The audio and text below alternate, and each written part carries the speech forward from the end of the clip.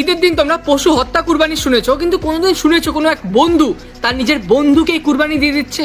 হ্যাঁ, একদম ঠিকই শুনছেন। এই ঘটনাটা উঠে আসছে উত্তরপ্রদেশের গাজিয়াবাদ থেকে, যেখানে আসাদ নামে এক মুসলিম বন্ধু নিজের হিন্দু বন্ধু সূর্যকে এই কুরবানি দিয়ে দিয়েছে। তো আসাদ যে আছে সে সূর্যের বেস্ট ফ্রেন্ড, তাই আসাদ সূর্যকে তার বাড়িতে কুরবানির দিন ঈদে নিমন্ত্রণ করে, আর সূর্য আসাদের বাড়ি চলেও যায়। যখন সে আসাদের বাড়ি যায় তখন আসাদ সূর্যকে বলে, দেখ আমরা এখন ছাগল কুরবানি দিব, তুই নিজের চোখে দেখ, আর আয় তুইও কুরবানি দে। তখন সূর্য বলে, না আমার জীব হত্যা দেখতে একদম ভালো লাগে না, তাই আমি বাড়ি চলে যাচ্ছি। সেটা বলতে নি সে যখন বাড়ি চলে যায় আসাদের সাথে তার প্রচুর ঝগড়া হয়। তারপরে সূর্য কোনো মতে সেখান থেকে বেরিয়ে যখন অর্ধেক রাস্তায় চলে যায়, আসাদ তার গ্যাং ব্যাং নিয়ে সূর্যকে আটক করে এবং সূর্যকে বলে যে তুই ছাগল কুরবানি দেখলি না, এখন দেখ তোকে কুরবানি করবে এবং নিজের চোখেই তুই দেখবি। এই কথাটি বলা মাত্র আসাদ সূর্যর পেটে চাকু ঢুকিয়ে দেয় এবং বারংবার চাকু দ্বারা আঘাত করে। রক্তাক্ত অবস্থায় সূর্য কোনো মতে সেখান থেকে পালায়, কিন্তু প্রচন্ড রক্ত খাওয়ানোর জন্য সূর্য মাটিতে পড়ে যায়। কিন্তু তারপরেও এরা কতটা শয়তান ভাবো যে সূর্যকে তারা পিছা করে 100 মিটার দূরে গিয়ে সূর্যকে ধরে আসাদ এবং সে তার বন্ধু বান্ধব মিলে সূর্যকে